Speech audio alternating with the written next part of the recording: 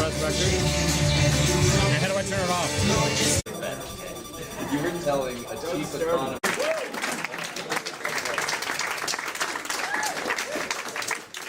Give it up for Gangnam Style, everybody!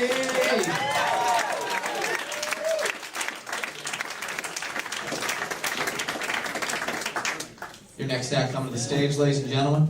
I've yet to see him perform, but I'm sure he's a funny guy. Put your hands together for Shri Kamarajan, everybody.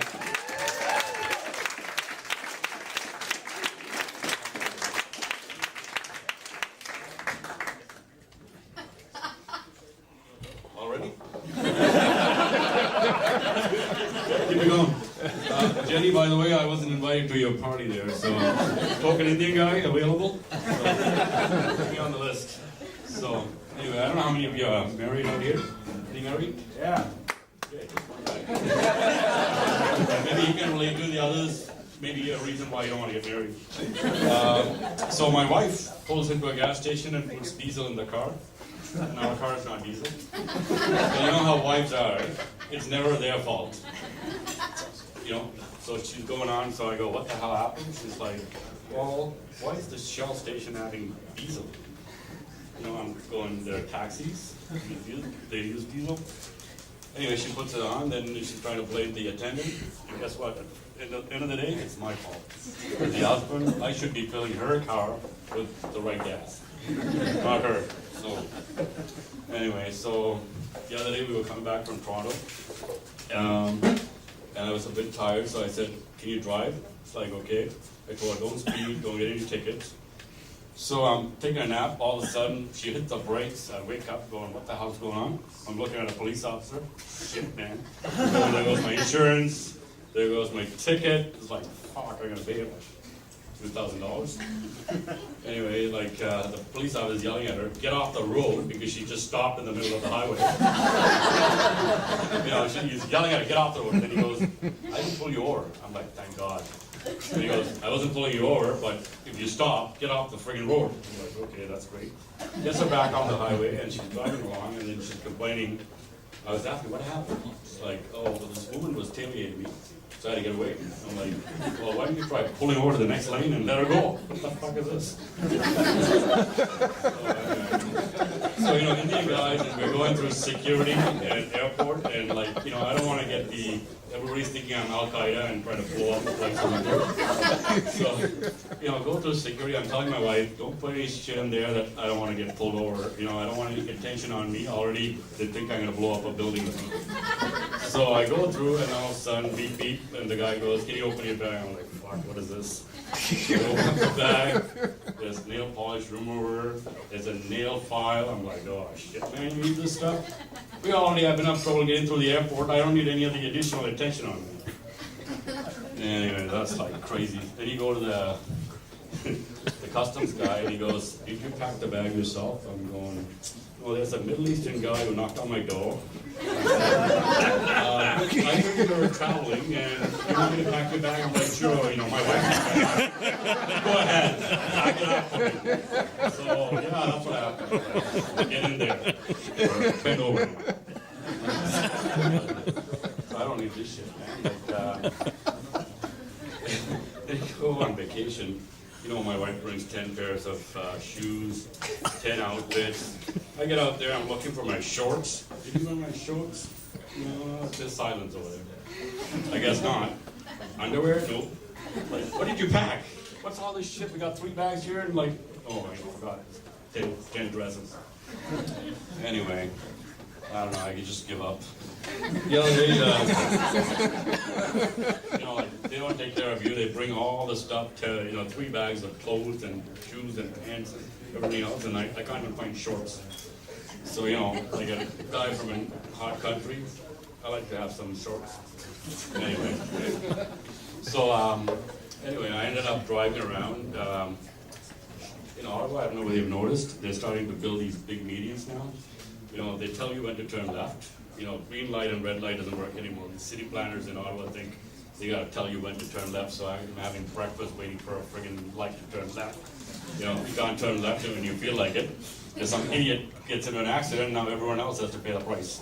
And they're building these medians. I don't know whether you've gone up Woodruff.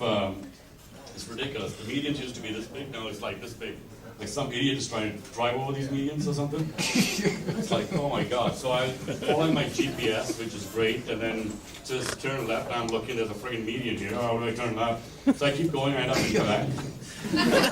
So I'm in Quebec, and I'm like lost, and I go to this guy, can you help me find my way home? So I'm like putting my hat on, like this guy, like he's looking at me as if I'm slapping him around. You know, I'm asking him a question, it's like he doesn't understand English. So, you know, I asked him, J'aimerais, you know, put on my hat, grade 9 French. J'aimerais aller chez vous. You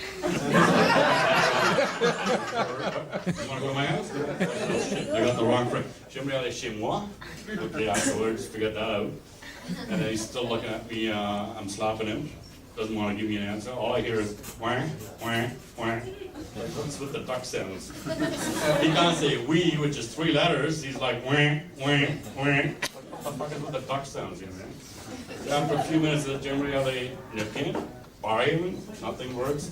Canada? J'aimerais aller au Canada? He finally understood me. Anyway, so I got back home safely. GPS is another nightmare in Quebec. It's like, if I have to put in St. George, I don't know whether I should type in S-A-I-N-T, S-T period, George. I don't know what to put in there. I type everything in there, and I can't find St. George, so I was like, screw this. So I gave up with that. So then we decided to travel more into Quebec, into deep French country.